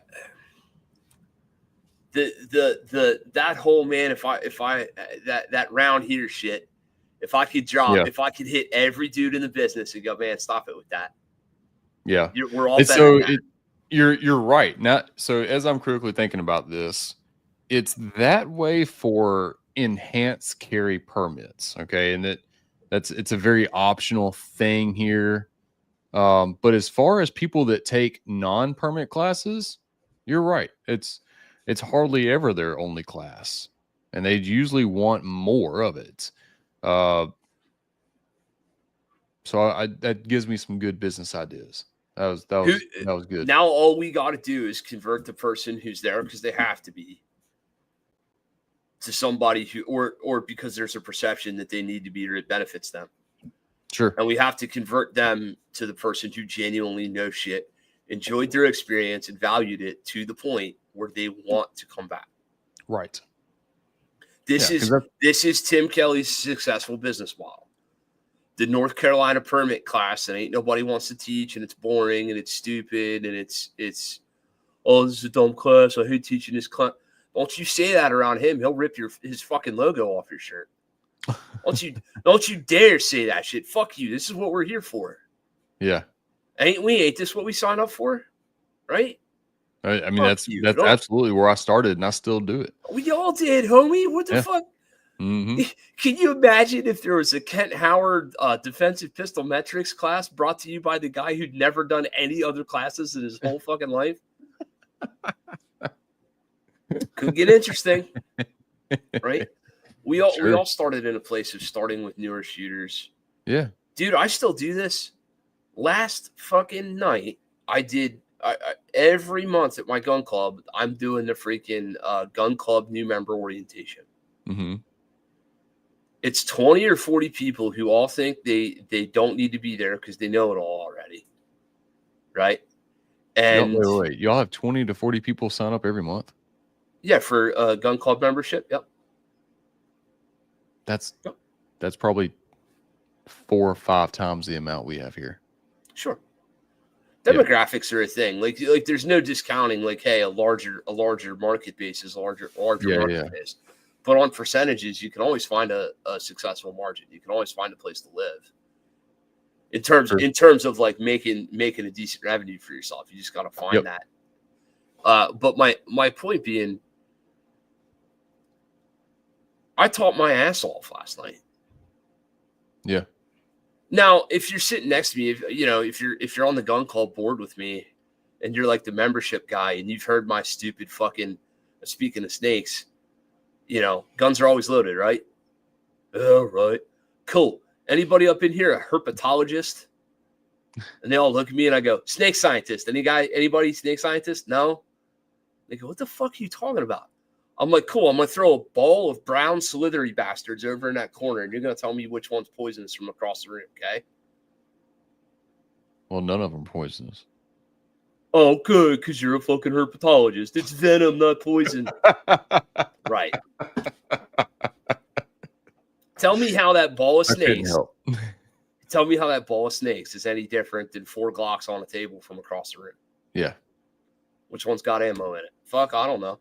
Mm-hmm. Well, it's got a loaded chamber indicator. If you look from the... Shut the fuck up. You get my point. Look over there. You tell me which one of them's loaded. Oh, my God. Have you seen that stupid YouTube video that I put up? No, and I didn't even mean to... With all the loaded chamber indicator gurus on it? Nope, sorry. See, guys, this is how disconnected from the rest of the gun internet I am. I just kicked over to this guy's Wheaties bowl, and sorry, Tyler, I didn't know. No, you're fine. It's just like I'm with you. Like all these idiots that seem to think that LCIs are God's gift of pistols. Like, shut up. My point here is Yeah. the dude sitting next to me, who's the membership guy from the gun club, has heard that fucking ball of snake thing like 600 times, right? It works. It's good. It works. Okay. It's relatable. Meanwhile, I'm delivering a class with a really, really, really hard time constraint. Mhm. And I got to get him through the content. We got to get out of here. And it's always a weeknight. And it's always pushing 9 o'clock till we get them home. And we got to respect their time. Sure. In that environment, it's one of the few times I really believe in having a script and sticking to it and rote repetition and hitting your marks. Does it sound anything like stand-up comedy? Because that's what the fuck I'm doing, right? So he's sitting next to me and he's heard it for a million times. And I'm going to tell you what, the lady who's uncomfortable as fuck even being in the room at all goes like, that skinhead looking motherfucker said something funny. Maybe I'll be okay. You know, like she's literally like, oh shit, Captain Sixhead over here isn't as dangerous as he looks. You know what I mean? Like, and for just a moment, she fucking, you know, her blood pressure goes from full Karen down to like moderate calm. And she might get something from this shit. And you know who she is? She's my next private lesson student. And I don't know her name yet, but I met her last night. And I know for a fact she's coming for private lessons. That's fantastic. I know she is, right? Yeah. And another 10 of them, by the way. Mm-hmm. I'm over there and I'm at the gun club going like, hey, you know, you should always also go see this guy for private lessons and this guy and this guy. And they're like, yeah, but does he tell snake clock jokes? I'm like, fine. But that's that shit, cultivating that shit at home and then ironing out your delivery and your capability to teach this. Yep. To the point where it's like, fuck you, man. Give me a stage. Give me the light. Yep. That light goes on and here I come and I'm ready for this. Mm-hmm. That's something that only comes. And that's why I asked you how many times you've done that curriculum. That give me the light and let me hit the mark kind of thing. You absolutely need reps of delivering that content before it's polished. Yeah. Right. Before it is the product. So basically what I'm saying to the end user, the listener here is some of y'all got to go help my boy beta test some of this shit in order, well, I'm as dead serious as I can be. Some of y'all gotta be an early adopter and gotta go try the guy. Yep. Right. That's really what we're saying. And unfortunately, the realities of business mean that some of y'all gotta pay full freight for a product that is not as good now as it will be once it's been polished. Sure. That's reality. That's saying nothing about you or your skills or your abilities now. You may be a better shooter and better teacher and better looking than me for all I know, but yet what I will tell you is, for God's sakes, the class you teach years from now should be demonstrably better than the one you're going to teach 2 Tuesdays from now. Yes. Right. Absolutely. So customer base, right, that is listening to this, you have to, if you want, which you all say you do, you all say you want new blood in the training community. Mm-hmm. You all say you want younger perspectives.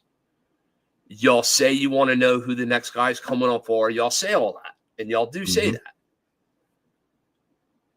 But if you keep giving the same 2 dudes money all the time, eventually this nice young man who's doing a good thing for his wife, eventually his old lady's going to go, you know, plumbing pays the bills better. Right? And then we, homie, and I'm not like, we're doing this live and we're doing it on recording, and I'm not like, and in no way am I coming at you. You before me, before you, and you before the next guy, and 100 of us have all been through this. But like, at some point, there becomes this place where it's like the customer base has to try you out. Yeah. Right. Yeah. I wish to hell. My wife and I joke about this one particular class I put on years ago. I wish to hell I could go find them people. Mm-hmm. I wish to hell I'd be out there like, Like you shouldn't have. There should have been no. Oh God, that audio sound. To be clear, that audio sound was me handing out money. For those of you I that was didn't thinking see, about that same thing. nobody saw that on the camera, but that's what I was doing. I was handing out the Benjamins rapper style, is what I meant. Right? them people deserve a refund. Yeah. Right? Or damn sure a new class. Sure. Free spot in a current class. Right? You deserve something else. Yep. But you didn't get shit. Yeah, then people didn't get 8/10 of what they paid for. Yeah. The day I stopped losing sleep was the day I was like, I need to raise my rates. Hmm. You know what I mean? Like where I'm like, you know what? I really am putting out a good product. I need to relax on how good the product is. I'm doing okay. Yeah. Like this is all right. When you're, I had a private lesson student, basically come to me and in case you guys are wondering how to get on this program, just train with me every week for 3 years, and then we can talk about this here particular program. But these people, you still with me, Tyler? Or are you? Oh yeah, you I'm good. Okay. Just answering the wife real quick. Oh, it's all good. So these particular people were very, they were with me for a year and a half, 2 years at this point, and they saw on my website that the private lesson rate went up.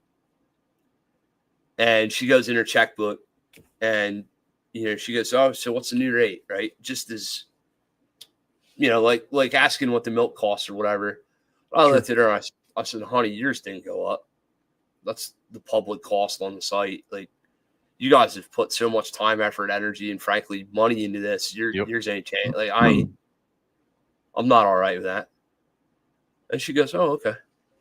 And then writes a check and puts it in the thing, and I put it in the thing, and I don't think about it. And I take it home, and my wife goes, "Yo, I thought we talked about this. You weren't going to charge them more." And I said, I didn't. She goes, "Read the check, dumbass." And I go, right? Yeah. I'm like, shit.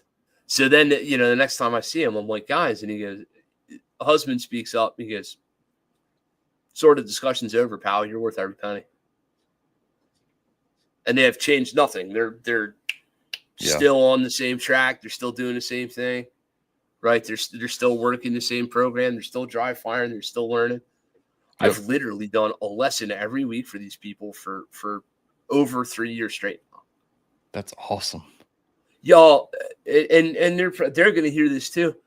Holy shit! What do y'all want? I'll give you anything. What do you want? Like, you know what I mean? We've become friends. We've become family. Like, I would do anything for those people. Yeah. Right. What a cool little success story. That is amazing. They showed up like anybody else. Mm-hmm. They're some of the better shooters at the facility they shoot at now. And they're not even like consciously aware of it because they don't give a fuck. Frankly, like they do, but they don't. They're not into it for ego. Yeah. They're accomplished business people in their own right. They've done many cool things in their lives. They're, I don't want to call I'll call them old. They're at the end of their, their lifespan in their marriage. They're in their senior years or getting into they're starting to talk retirement and business and, slowing down their operation a little bit, that kind of stuff, right? They're about old enough to be my parents. Yep. This is probably like the 20th thing they've gotten kick-ass good at in their lives. Yeah. Just need to be part of it for them. So that's awesome that you get to share that with them. Yeah, man. And we have a million of those stories. Like, and honestly, that's kind of where that's my driving force. Like, that's the thing where I'm like, all right, fucking, yep, I can do this for them. I can podcast. Like, it's really like, yeah, dude, a 1 hour podcast, it always takes 2. Yep. Tomorrow comes early, but we do it, right? And the conversation goes where it goes, and we put in the effort, and we try to help folks, and we try to help each other, right? They say it's a labor of love, but man, like, I don't know. I enjoy it so much. It's really not even labor. It's just love. Well, here's to seeing where you take it, bud. I really hope the best for you. I hope it all works out in the way that you want it to. And I hope we can, months or years down the road, revisit the same conversation and go, wow, man, look at that. Yeah. Ain't that some shit, right? Yep. So let's see. Let's do that. Let's do the socials and the plugs. Where do they find you? How do they hit you up? Yeah. Tyler D. Thorp is the personal Facebook. You can find me in like the Deliberate Training Group Facebook page. Pretty good little training group there that I help with. As far as personal business pages, it's Synergy Training Group on Instagram, Facebook, and YouTube. I'm not all that great at putting out content and all that, but I do what I can with what I got. And then synergyshooting.com for the website to contact me, sign up for classes, all that jazz. Very, very cool. You guys know the deal. www.greenmountaindefense.com/training. All the socials at Green Mountain Defense or at Sling'N Led Podcast. Let's see. What do we got? We still got t-shirts for sale. Check all the affiliate links. Do all the things. Click all the goods. Little update on our boy Cam. Cam is still missing a leg. His leg did not come back yet. Surgery's not going to happen. He's going to be missing his leg forever and ever. Tyler, this is a long-running thing on this show. My man lost his leg like a year and a half ago. The good news is, right, he's got a leg up on the world because we're selling t-shirts and we're giving him a little bit of money and charity back. Laugh the whole way, audibly laugh so he can hear you. He'd give you a thumbs up, but he also lost part of his hand too. I swear to God, this is all true. And we do constant entendres and puns while helping out charities and being silly. So goodbye to Cam's ass kick. You see that little Cam's ass kicking contest? That little shirt? Tyler, do you see that? Yeah, I do. Yeah, I'm gonna make you. I'm like a dog, like rubbing your nose in this inappropriateness. You have to be part of that. Yeah, there you go. Fantastic. That's a real human. His name is Cam Hayes. Okay. Talk about people who shoot like a motherfucker. You guys want to learn some stuff about some rifles? You should go try to see if Cam Hayes will ever teach you.